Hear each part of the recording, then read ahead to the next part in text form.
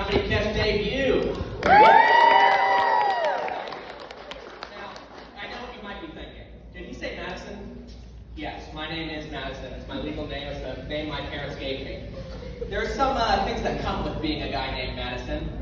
Like, for example, if I go to the doctor or the pharmacist, for some reason, even though they have all my information, they will ask me if I'm pregnant. Every single time. There's also the situation where, I'm in the dating scene, so some people will just scroll past my app because they see my name is Madison and they think, yeah, this must be a bot. It's not. It's me. Please. Please swipe right.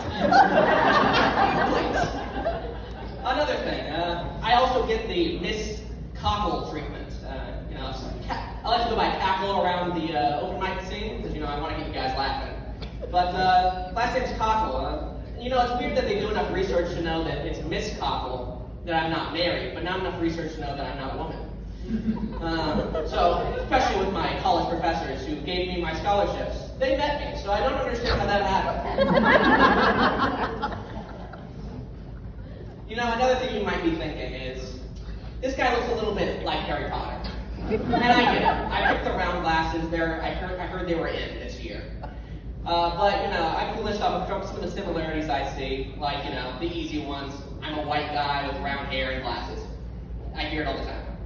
Number 2, as growing up, I was kind of really referred to as the boy who lived, mostly because I kept talking to strangers, jumping out of windows, and eating poisonous sandwiches.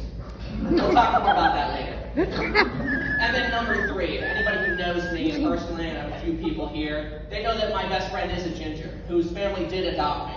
So, I guess I'm a Weasley.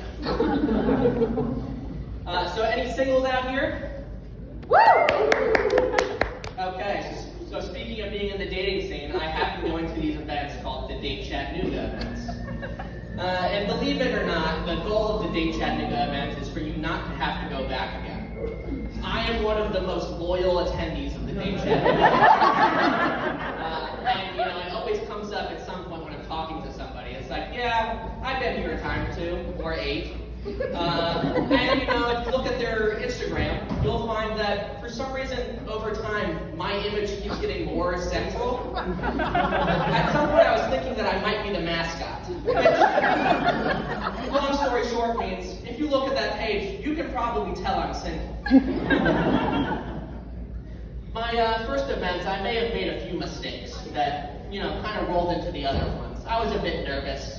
And I was humbled when I showed up. So, of course, right when it started, and you're supposed to start mingling, I ordered a soft pretzel with cheese. I was then stuffing my face with a soft pretzel with cheese. Not an attractive look. Number 2, a guy walked up to me and he asked, "Do you play Dungeons and Dragons?" And it's like, a matter of fact, I do. I talk about Dungeons and Dragons with that guy for 30 minutes. I then proceed to talk to other guys instead of the girls that I was supposed to be talking to. And to, the whole cake, I ended up talking to some volunteers, which I later realized were some very attractive gay men. And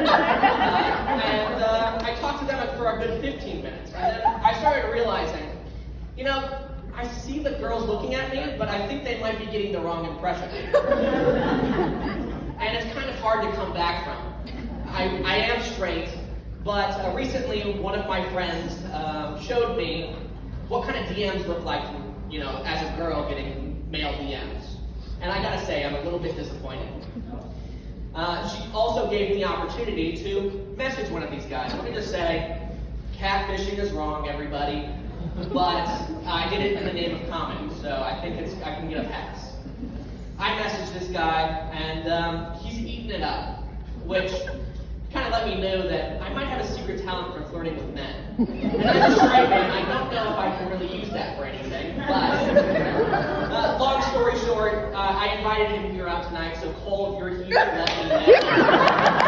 I'm really sorry, I get it, but you're a little bit too into it, so I might have some things to explain to you.